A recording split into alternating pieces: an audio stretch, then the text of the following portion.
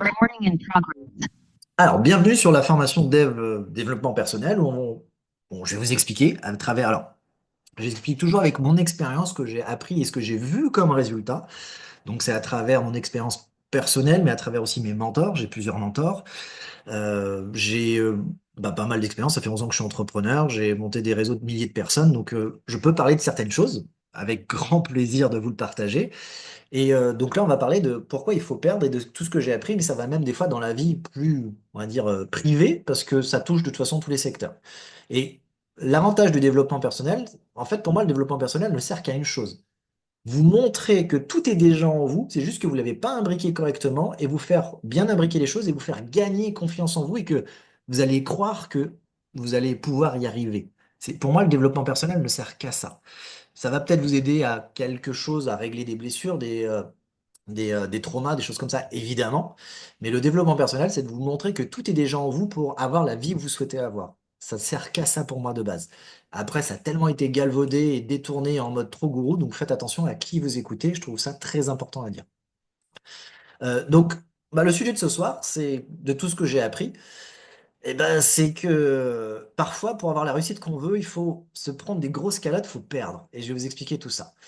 Le programme de ce soir est très simple. Pourquoi on perd? Il faut comprendre pourquoi vous perdez. Il y a trois notions par rapport à ça. Je vais vous expliquer après en détail les trois étapes, quoi, ces trois notions. Il faut comprendre, ah, j'ai oublié, comprendre vos demandes. Alors, j'écris très vite et je suis quelqu'un qui, ça fuse dans ma tête et je ne relis jamais. Donc, s'il y a des fautes d'orthographe, écoutez plutôt le contenu que dire, ah, il a oublié une lettre. J'assume totalement, vous en faites pas par rapport à ça. Donc, comprendre vos demandes et avoir confiance et on va finir là-dessus. Alors, pourquoi on perd? Voilà les trois raisons pourquoi vous perdez, donc c'est-à-dire pourquoi vous n'avez pas la vie que vous voulez. La première, à la plus grande surprise quand je l'ai découvert pour moi-même, c'est votre passé. Vous n'avez pas accepté et digéré des choses du passé qui ont fait que ça a créé des traumas, ça a créé des problèmes, et ça empêche de vous faire venir votre futur que vous demandez. Si vous n'êtes pas en paix avec votre passé, votre futur ne peut pas se mettre en place. Le futur que vous avez choisi. Et si vous ne choisissez pas, c'est-à-dire que vous ne vivez pas votre passé avec la résolution de vos traumas, vos blessures, votre futur n'est pas choisi, il est dans la continuité de votre passé. Donc vous ne le choisissez pas. Vous revivez les schémas. Et ça, c'est une des premières raisons de pourquoi les gens n'ont pas ce qu'ils veulent dans la vie. Donc je vous invite fortement à réfléchir à qu'est-ce qui n'est pas réglé dans votre passé. Je n'ai pas la science infuse par rapport à ça, c'est à vous d'aller creuser pour vous-même. La deuxième chose qui fait que les gens perdent, vous êtes attaché. Donc c'est de l'attachement, le non-lâcher prise si vous préférez un autre terme. Vous avez refusé de laisser partir quelque chose pour que l'autre chose vienne. Ça arrive souvent, alors c'est assez flagrant, c'est dans les couples. En fait, dans les couples, quand vous avez créé un lien, des habitudes avec quelqu'un, en fait, tout simplement, vous avez créé, on va dire, vous avez une sorte de, pas d'emprise, c'est pas d'emprise, mais vous êtes accroché, quoi. Voilà, c'est votre habitude, c'est votre rocher à vous, quoi. Mais vous souhaitez mieux dans votre vie. Et vous n'avez pas envie de quitter votre rocher parce que c'est votre rocher. Mais à 2 mètres à côté, il y a un autre rocher. Mais vous ne pouvez pas aller sur l'autre rocher si vous ne lâchez pas ce rocher. Alors, je parle d'une moule, d'une huître, d'un bigorneau. Vous avez compris l'idée, hein. Voilà. Donc, et en fait, c'est la même chose dans la vie humaine. Le couple est facile à identifier. Mais dans le business, c'est la même chose. Souvent, vous êtes cramponné à, c'est ce que je vis actuellement, vous êtes cramponné à quelque chose et vous avez une grande loyauté, entre guillemets, qui est bien ou mal placée, peu importe, ça c'est un autre sujet. Limite, je pourrais faire un sujet sur la loyauté. Mais vous êtes, voilà, vous êtes là et vous avez décidé que c'est ça, ce qui est très bien d'ailleurs, hein. Même si vous avez des meilleures choses autour de vous, vous avez décidé que c'est votre jardin qu'il faut s'entretenir, c'est pas de garder le jardin des autres, ce qui est déjà excellent. Et ben en fait, à un moment, dans vos demandes, vous demandez quelque chose de plus et ce crochet ou ce business que vous êtes accroché ne peut pas vous donner le plus. Mais comme vous vous êtes investi dedans, vous avez peur de le perdre parce que vous êtes attaché, vous avez mis une attache émotionnelle. Et quand on met une attache émotionnelle, et bien tout simplement, ça fait partie de vous. Et on ne peut pas enlever une partie de soi. Est-ce que vous voyez enlever un bras ou votre cœur ou votre poumon? Ben, c'est la même idée philosophique. C'est pour ça que quand on est attaché, on n'arrive pas à quitter la chose pour une meilleure chose derrière. Voilà. Donc vous êtes investi dedans et vous refusez d'avoir la sensation de perdre. Et ça, l'humain, il ne supporte pas d'avoir cette sensation de perdre. Mais c'est parce que vous êtes la 2 rattache un peu les faits du passé, vos traumas, c'est psychologique. La troisième, qui est la plus courante dans le monde des entreprises, vous n'avez pas de stats. C'est-à-dire que vous n'avez absolument aucune idée de ce qui se passe réellement dans votre activité. Donc, du coup, quand vous prenez des décisions pour essayer des choses, vous les prenez sans savoir ce qui se passe réellement, s'il faut prendre cette décision ou pas. J'ai discuté avec un entrepreneur là tout à l'heure, il y a quoi, 3 heures. Il a fait un logiciel qui calcule les stats à la virgule près de tout. J'ai jamais vu un logiciel pareil, même j'étais sur le cul. Et en fait, tout simplement, quand vous ne savez pas ce qui se passe dans votre entreprise, vous ne pouvez prendre aucune décision cohérente sur le futur de votre entreprise. Quand on ne peut pas analyser quelque chose, on ne peut pas l'améliorer. C'est une preuve irréfutable. Eh ben, l'essentiel des gens n'ont pas une entreprise qui grandit parce que souvent dans le monde du marketing réseau, j'ai mis un dossier d'analyse statistique en place. Je dis voilà, tu contactes combien de personnes par jour? Combien de ces personnes te répondent? Et combien te répondent favorablement ou te disent oui ou non? Combien qui ont te dit oui ont eu une documentation? Combien ceux qui ont la documentation sont venus à un rendez-vous pour démarrer ou poser des questions? Ça, vous voyez, il y a déjà 5 colonnes. Rien que ça, de savoir ça, vous connaissez vos stats. Vous savez qu'il faut contacter 50 personnes pour avoir un démarrage. Et à partir de là, ça devient mathématique. C'est juste qu'après, il faut garder l'âme humaine dans ces maths, parce que si vous faites que du mathématique, il n'y a plus d'âme humaine, vous êtes un robot, ça sert à rien. Donc il faut un mélange de stats et un mélange d'âme humaine dans ce que vous faites.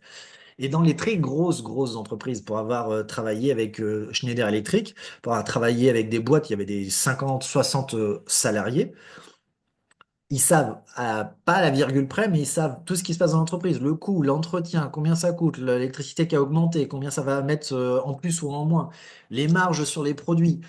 Quand il y a un employé qui est pas là, ça descend le coût de production et du coup, il faut compenser. Donc voilà, ils calculent tout et les plus grosses boîtes, c'est ceux qui ont le plus de stats qu'ils peuvent analyser. Apple a mangé le marché, Microsoft a mangé le marché à l'époque parce qu'ils avaient une vision qui était plus grande, mais ils savaient mieux que les autres comment gérer certaines choses grâce aux stats. Et l'essentiel des entrepreneurs que je croise et qui se plantent, alors il peut y avoir le passé et l'avoir une attache et tout ça émotionnel, mais le passé est quand même une chose assez importante à régler, mais quand on est après dans son entreprise, on passe un peu au-dessus. On arrive à avoir cette vision consciente que c'est pas ce qui va nous arrêter à réussir notre entreprise. Donc ça peut aller assez vite quand même. La tâche, ça dépend de vous. Mais l'essentiel des entreprises que je vois planter, c'est parce qu'ils savent pas ce qui se passe dans leur entreprise. Et moi, nombre d'entrepreneurs, quand ils ont fait des stats et que j'ai vu les stats sous les yeux, je dis, mais attends, tu vas droit dans le mur. Ah non, non. Et eux, ils me disaient, mais non, tout va bien, l'entreprise grandit, c'est génial. Et au moment où j'ai vu leurs stats, j'ai compris qu'ils allaient droit dans le mur, pas manquer, ils m'ont pas écouté. Et beaucoup m'ont dit, Mathieu, je vais droit dans le mur, je suis obligé d'arrêter, je dois reprendre un emploi salarié. Bah, en même temps, je te l'avais dit. Et à l'inverse, des gens qui sont des fois plus pessimistes, mais ont d'excellents valeur de travail, d'action et tout ça, quand je vois leur stats, je dis mais tu vas y arriver, ça leur redonne confiance et du coup, c'était des schémas du passé qui l'avaient bloqué et pas les stats. Donc vous voyez, les deux sont parfois un peu liés, ça permet de lire les deux. Donc j'espère que vous comprenez pourquoi on perd. Passer la tâche que vous avez à ne pas vouloir évoluer ou grandir et vos stats. Si vous n'avez pas de stats dans une entreprise, c'est foutu quoi. Imaginez une entreprise qui ne fait pas sa compta. Il sait pas combien il gagne, il sait pas combien il dépense. C'est pas possible. C'est juste pas possible, quoi. Donc, imaginez que ça va beaucoup plus loin que juste la compta, hein. Il faut tout se calcule. Maintenant, je vais les décomposer. Je vais aller plus loin sur les trois, le passé, l'attachement et les stats. Alors, le passé, il est très simple. Vous avez tous vécu des désillusions. Vous avez tous des traumas, quelque chose qui vous a beaucoup impacté, qui vous a modifié, qui a amené, on va dire, une évolution de votre caractère par rapport à ce trauma. Vous êtes plus frileux, vous avez plus de douleurs, vous avez plus de difficultés par rapport à certaines choses de la vie. Vous l'avez tous. Vous avez tous des blessures résolues, plus ou moins, ou non résolues. Qui donc, et tout ça, permet d'être vous. Ça a créé qui vous êtes. Vous êtes un ensemble de tout ça. Mais vous n'êtes pas en paix, si vous n'êtes pas en paix avec votre passé, à chaque fois que vous allez tenter quelque chose et quoi que ce soit, votre passé va vous ressurgir en pleine tête et va vous amener à douter et ça va vous bloquer, donc ça vous allez échouer. Mais dans un mode cyclique et ça vous allez jamais sortir de ça. Et tant que ce n'est pas résolu, vous allez avoir cette petite cloche qui va sonner quand vous allez tenter quelque chose et à un moment, vous en aurez tellement marre de vivre cette sensation désagréable d'avoir peur, d'avoir ce trauma, cette blessure qui vous bouffe de l'intérieur, vous n'allez plus tenter, vous allez fermer les écoutilles et vous allez vivre une vie qui n'est pas la vôtre, mais voilà, vous allez plus tenter, vous allez plus avoir un esprit à voir grand ou à voir des choses nouvelles dans votre vie ou à voir le fait de se réaliser. Donc après, ça devient une croyance que vous ne pouvez pas y arriver. Et quand la croyance est installée, il est très difficile de sortir d'une croyance, hein. Je vous le cache pas que c'est un beau travail à faire sur soi, mais c'est pas évident. Et dans ce cas, ce que moi, la seule conseil que je peux vous donner par rapport à votre passé, tentez autant que vous pouvez même à perdre un peu d'argent, c'est pas grave. L'argent, ça se regagne. Et quand je dis ça à des gens qui n'ont pas beaucoup d'argent, je suis juste quelqu'un qui était au RSA et qui mangeait qu'une 15 jours sur deux du riz parce que j'avais pas d'argent. Donc je sais ce que c'est de ne pas avoir d'argent. Et ben tout simplement, il faut toujours tenter. Et quand vous tentez et que ça marche pas, apprenez et faites reset dans votre tête. C'était Kobe Bryant, le joueur de basket que j'avais vu un documentaire sur lui. Quand il ratait un panier, et tout simplement, il pouvait se mettre dans l'idée, ah, moi j'ai raté mon panier, je suis pas en forme, ah, ça va être difficile aujourd'hui. Et du coup, le prochain panier, il sera déjà impacté, qu'il n'aura même pas fait l'acte du faire le panier. Et il disait, c'est simple, dans ma tête, je faisais qu'une chose. J'ai raté mon panier, reset. Je ferai en sorte de retrouver, de tout faire pour faire le prochain panier en me disant, je vais me donner toutes les chances de réussir ce panier. Et je fais reset dans ma tête. J'oublie cette sensation d'échec et de doute qui pourrait s'installer. Reset. J'apprends pourquoi j'ai raté mon panier. En instantané, ici, ok, j'ai mal plié ma main, j'ai pas été dans le bon angle, j'ai mal jugé quelque chose, je jugerai mieux la prochaine fois. Donc il apprend de son erreur et reset. Il enlève le reset est lié au doute ou à toute sensation de je vaux rien, je vais pas y arriver ou quoi que ce soit. Et dans sa tête, c'est prochain panier, je le mets. Donc, et vous, dans votre entreprise, bah, à chaque fois que vous contactez quelqu'un, c'est OK, il vous remballe, il vous casse un peu par rapport à ce que vous proposez, je sais pas, moi, il adhère pas à ce que vous faites. Dans votre tête, c'est OK, pas de souci, il a dit des trucs intéressants. Non, reset, prochain, et le prochain va vraiment être intéressé avec moi. Il faut faire ça à chaque fois. Ce qui est très difficile parce que plus vous encaissez, surtout dans des métiers de prospection tels que marketing de réseau ou thérapeute, vous allez encaisser beaucoup plus de gens qui vont vous dire non qui vont vous dire oui. C'est normal, c'est la loi du nombre. Eh bien, il faut faire reset à chaque fois. Et à chaque fois se dire, cette personne va faire un immense truc avec moi. Alors, à force de parler, ça me fait le OK. Donc ça, c'est le passé. J'espère que ça peut vous aider. L'attachement. Alors l'attachement, c'est qu'en fait, il faut comprendre que, un peu ce que j'ai dit tout à l'heure, vous vous investissez dans quelqu'un ou quelque chose. Là, je vais parler de business. Donc, votre société de MLM, par exemple, tous ceux qui ont fait Moder, du jour au lendemain, Moder, disparition, hein. Il pesait 1 milliard, problème d'actionnaire, 1 mois plus tard, il pouvait plus payer les traites, il devait liquider le Moder en 1 mois. Pourtant, il y avait juste 1 million de personnes qui faisaient Moder dans le monde. Donc autant vous dire qu'on est à l'abri de rien. Eh ben, tous ces gens-là, ils ont été sur le cul. Il y en a qui ont réagi tout de suite, qui ont des principes, et il y en a qui ont dit, oh non, c'est terminé, parce que j'en ai discuté avec quelques-uns, quoi, pas beaucoup, mais quelques-uns. Non, c'est terminé, Baboder, j'arrête le MLM, ça marche pas, c'est nul. Ok, pas de souci. C'est qu'ils étaient tellement attachés et ils étaient tellement imprégnés émotionnellement dans ce qu'ils faisaient, ça peut être, vous pourrez la dériver avec des gens, hein, évidemment, que c'était une partie d'eux. On leur a amputé d'une partie d'eux, à partir de là, ils se sentent plus vivants. Ils se sentent plus légitimes. Ils peuvent perdre confiance parce qu'on leur enlève une partie d'eux. Vous savez, quand vous avez envie de voyager dans le monde et qu'on vous enlève les deux jambes, vous pouvez avoir une grosse dépression et finir mal parce qu'on vous a enlevé les jambes alors que vous souhaitez partir en randonnée à travers le monde. Mais il y a toujours des solutions, même si des fois, c'est pas la solution qu'on avait imaginée. Donc, il faut toujours comprendre que, quoi qu'il arrive, à des gens ou à des business ou à certaines choses, on est attaché. Et un des grands principes de réussite, c'est d'accepter que cette chose n'est pas à vie. Parce qu'on tous, on pense qu'on est immortel. On est en fait, on est mal construit spirituellement, j'ai envie de dire, par rapport à notre société.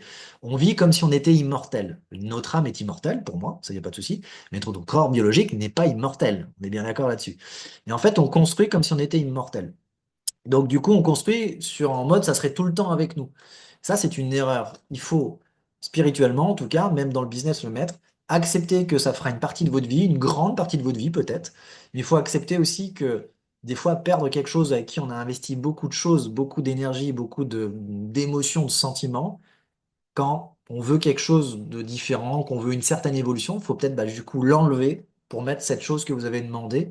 Et des fois, l'enlever, ça fait peur parce qu'on avait tellement mis d'empreintes dedans, bah, on a l'impression d'enlever une partie de nous. Donc il faut travailler sur ce lâcher-prise.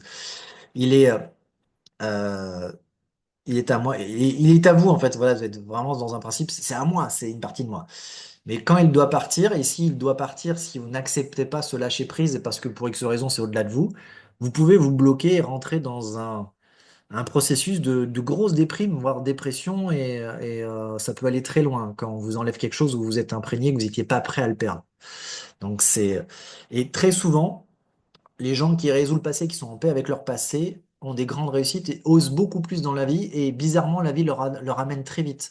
Les gens qui ont une capacité de se dire, OK, j'ai tout investi là-dessus, mais bah, écoute, Bah, j'accepte que ça parte et qu'il y a d'autres horizons qui s'ouvrent à moi. J'accepte que ce que j'ai demandé, eh ben, il faut me l'enlever. Ben, c'est des gens qui souvent ont des plus gros coups de chance de leur vie parce qu'ils n'ont pas l'attachement qui leur retient. Et quand vous n'avez pas cet attachement, bizarrement, c'est des gens qui ont beaucoup de chance dans leur vie parce que tout de suite, il y a un truc qui arrive et qui les amène à un plus haut niveau que bah, ce qu'ils avaient demandé. C'est qu'en fait, ils ont compris les lois de l'univers. Donc, je vous invite à les comprendre aussi. Et les stats. Alors, les stats, c'est plus classique, c'est très cartésien. Quasiment aucune, quasiment aucun entrepreneur ne sait à 100% ce qui se passe dans leur entreprise. Il y a trop de paramètres. Il faudrait des logiciels ultra dingues pour pouvoir les calculer. Quel est le coût réel de quelque chose? Et sachant que le coût réel change chaque mois, ne serait-ce que lié à l'électricité, lié à vos déplacements, lié à des événements de vie, qui fait que ça change vos coûts réels de plein de choses dans vos business les actions calculées, c'est-à-dire combien d'actions vous faites pour trouver des nouveaux clients. Si vous n'en faites pas, c'est pas le même pourcentage de réussite que si vous faites des pubs géniales qui amènent des gens. La concurrence, beaucoup de gens ne regardent pas la concurrence pour savoir ce qui se passe en face de vous. Et ils disent, moi, mais j'ai pas de concurrent. Il y a toujours de la concurrence. Toujours, toujours, toujours. Est-ce qu'elle est exactement dans le même secteur que vous? Non, mais dans un secteur proche, oui. Voilà. Et ils prennent des décisions, l'essentiel des gens prennent des décisions sans avoir les vraies informations. Et quand vous avez de vraies informations, même ne serait-ce, souvent on estime qu'il faudrait, on va dire, 80% de savoir ce qui se passe dans son entreprise, c'est excellent. 70%, c'est bien. Donc il faudrait savoir vraiment ce qui se passe entre 70 et 80% de votre entreprise réelle par rapport à plein de paramètres pour prendre une vraie décision derrière. Vous savez, l'essentiel des gens prennent des décisions avec moins de 20% de leur connaissance de ce qui se passe dans leur entreprise sans regarder la concurrence, sans savoir quels sont leurs vrais progrès à faire dans des choses qui sont déjà existantes. Voilà. Parce que des fois, ça m'est arrivé deux fois dans une entreprise, ils faisaient tout bien sauf un truc, et eux ils disent non, mais ça marche pas, on va tout changer, pourtant on fait tout bien. Moi j'ai mis le doigt dessus, ils ont juste modifié un truc, les résultats sont devenus spectaculaires en moins de 3 semaines. Parce que c'était un petit détail qu'ils n'étaient pas en capacité de voir et que des fois c'est quelqu'un d'extérieur qui le voit, c'est comme ça. Voilà. Donc les stats, il faut des stats. Pour vos demandes, alors, il faut comprendre vos demandes. La première chose, quand vous faites une demande de quelque chose que vous voulez, il faut que ce soit clair et précis. Déjà, demande claire et précise. Trop de demandes sont générales, donc pas efficaces. C'est-à-dire, ah, je voudrais juste me sentir libre par... Ok, pas de souci, c'est déjà un bon début. Mais toute demande doit être faite de façon claire et précise. Si vous n'allez pas faite de claire et précise, c'est-à-dire que vous n'êtes pas en capacité de la visualiser comme si elle était déjà présente de façon très claire, je veux une voiture. Bon, je veux juste qu'elle roule. D'accord? Mais il y a tellement de voitures possibles, tu veux laquelle? Je sais pas, je m'en fous. L'univers, lui, sait pas, hein. Par contre, je dis, bah, je veux une Mercedes classe A, telle gamme à 30 000 euros. Et ben là, l'univers dit, ah, ok, donc je vais embriquer des trucs pour essayer de te l'amener. C'est ça l'idée. Bon, le but, il faut aller sur quelque chose où il faut avoir une croyance absolue, ce qui est très important. L'accepter. C'est-à-dire que il faut que ça soit dans une acceptation interne, une acceptation inconsciente ou subconsciente, c'est-à-dire que il faut que ça soit dans le point idéal pour votre vibration, c'est-à-dire que vous ayez une vraie croyance que vous allez l'avoir. Parce que si vous me dites, ah ben moi je veux gagner 100 000 euros par mois, vous savez combien de personnes gagnent 100 000 euros par mois sur la planète? Moins de 1%, c'est même 0,80%. Donc autant vous dire, vous êtes dans une certaine élite, hein. Par contre, vous dites, ah, bah, je vais gagner 3 000 euros par mois avec mon entreprise. Ah, bah là, 3 000 euros par mois avec son entreprise, il y a beaucoup plus de pourcentage et c'est beaucoup plus facile de visualiser parce qu'il y a beaucoup plus d'exemples. Quand il n'y a pas beaucoup d'exemples ou que c'est quelque chose de très haut, c'est pas le point où il faut vous l'accepterez pas intérieurement. Donc l'acceptation inconsciente, c'est quelque chose qui est à portée de main, qui demande oui du travail, mais qui est à portée de main, qui est pas si loin. Et après, vous irez à l'autre point portée de main portée de main, pardon, quand vous aurez atteint ce point, parce que vous avez toujours un point qui est juste après, qui est à portée de main à chaque fois. Donc il faut que vous ayez une acceptation pour avoir déjà le principe de vibration inconsciente. Ça n'empêche en rien, parce que même si 99% de votre succès est interne, c'est un schéma de pensée, de croyance et tout, le 1% qui reste pour combler, c'est du travail régulier. Si vous me dites, ah non, mais je vais juste méditer, ça va apparaître. Mais qui a eu des grandes réussites et qui a juste médité? Moi, j'en connais pas, hein. J'en connais aucun.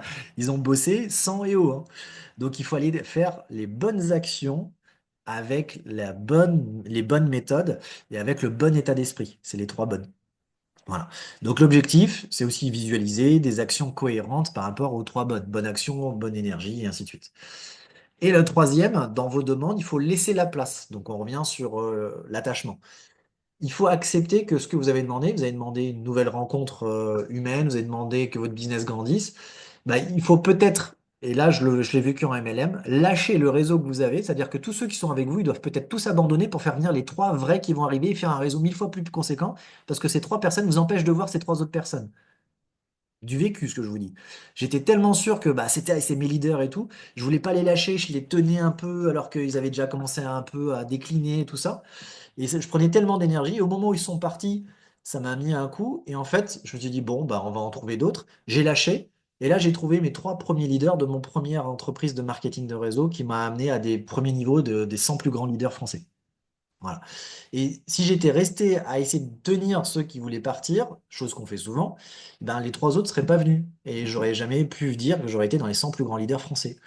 Donc ça, voilà, donc laisser la place. Et pareil, dans ma vie intime, plein de coups durs où tu te dis, bah tac, et en fait, ça laisse la porte en te disant, non mais c'est génial parce qu'en fait, oui, c'était un passage obligatoire et on n'avait pas envie de le vivre, mais ça m'ouvrait les...